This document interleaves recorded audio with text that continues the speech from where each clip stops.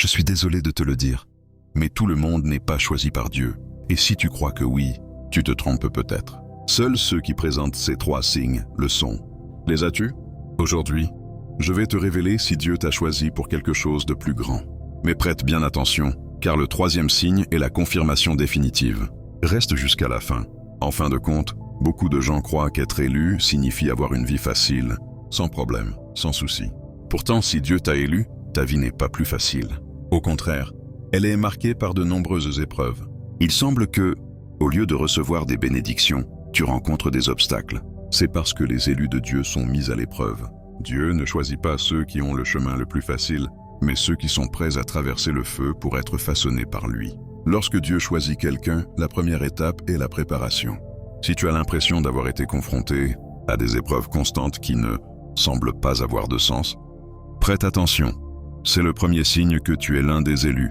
Signe 1. Tu affrontes de grandes épreuves. Les gens ordinaires voient les difficultés comme des problèmes. Les élus les voient comme une préparation. Si ta vie a été marquée par des défis, si tu as dû lutter plus que les autres pour avancer, si tu as senti que tout se mettait contre toi encore et encore, ce n'est pas un hasard. C'est une partie du processus. Les épreuves ne signifient pas que Dieu t'a oublié. Au contraire, elles montrent qu'il te fortifie. Si cela résonne en toi, si tu es passé par des moments où tu as pensé abandonner, mais qu'une force intérieure t'a poussé à continuer, il y a une raison. Dieu te façonne, il te prépare pour quelque chose de plus grand. Chaque obstacle que tu as surmonté est un échelon dans ton ascension spirituelle. Dieu n'autorise pas d'épreuves sans raison.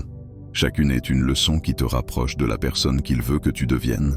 Comme un sculpteur qui taille avec précision, Dieu te modèle, éliminant ce qui ne sert pas et révélant ta véritable essence. Parfois, ce processus est solitaire. Les élus se sentent souvent isolés, car leur chemin est différent de celui de la foule. Pourtant, cet isolement est nécessaire. C'est dans ces moments de solitude que Dieu te parle, te fortifie et t'apprend à dépendre entièrement de lui. Mais il y a un signe plus profond, un que tu ressens au fond de toi, même quand tu essaies de l'ignorer. C'est un appel qui brûle dans ton cœur, une certitude que tu ne peux pas expliquer avec des mots, mais que tu sais être là. Reste, car le 2e signe va te révéler quelque chose qui a toujours été en toi, attendant le moment parfait pour se manifester.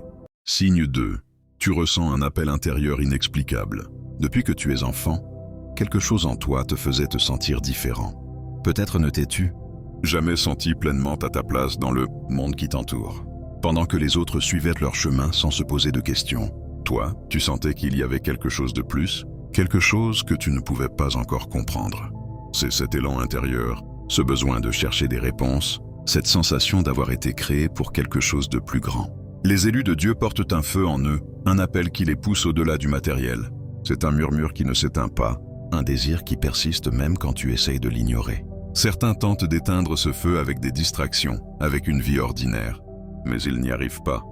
Car Dieu ne choisit pas ceux qui se sentent prêts, mais ceux qu'il sait capables de réaliser son dessein.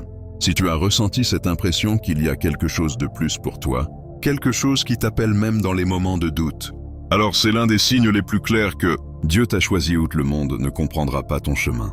Parfois, même les personnes les plus proches de toi ne saisiront pas. Pourquoi tu ressens cette agitation intérieure? Peut-être la vie t'a-t-elle conduit sur des routes inattendues. Peut-être les opportunités qui semblaient t'assurer se sont fermées et les chemins faciles ont disparu.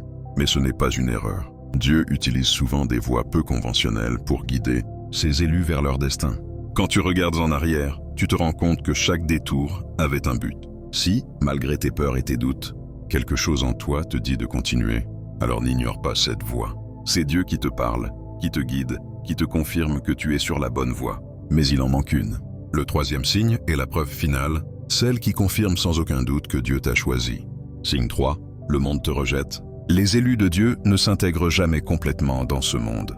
Si, depuis toujours, tu te sens différent, si tu as essayé de t'adapter, de suivre le chemin que tout le monde suit, d'être comme les autres, mais que quelque chose en toi t'en empêche, ce n'est pas un hasard. Quand Dieu te choisit, le monde te rejette, non pas parce que tu as mal agi, mais parce que ton dessein est différent. Le rejet n'est pas un signe que tu es perdu, c'est un signe que tu es mis à part pour quelque chose de plus grand. Si tu t'es déjà senti seul, incompris ou hors du monde, ce n'est pas parce que tu n'as pas ta place ici, c'est parce que tu as été appelé à quelque chose de plus élevé. Ce n'est pas un hasard si les personnes les plus influentes de l'histoire, celles qui ont marqué l'humanité, ont été incomprises. jugés ou persécutés. Les élus marchent sur un sentier solitaire, non pas parce que Dieu veut qu'ils souffrent, mais parce que leur chemin est différent. Ils ne sont pas destinés à suivre la foule, mais à la guider par leur exemple.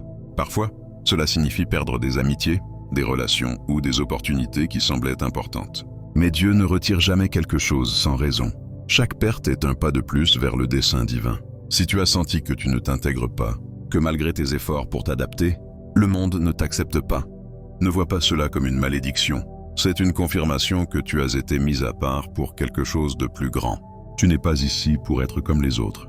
Tu es ici pour briller de la lumière de Dieu, pour être un phare dans l'obscurité et pour accomplir le dessein pour lequel tu as été créé.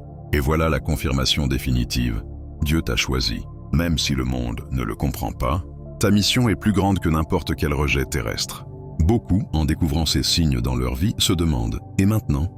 Être choisi par Dieu n'est pas la destination finale, mais le début d'un processus, un processus qui demande foi, patience et courage. Être élu ne signifie pas que tout sera facile. Cela signifie que Dieu a un plan, et quand son temps parfait, il l'accomplira dans ta vie.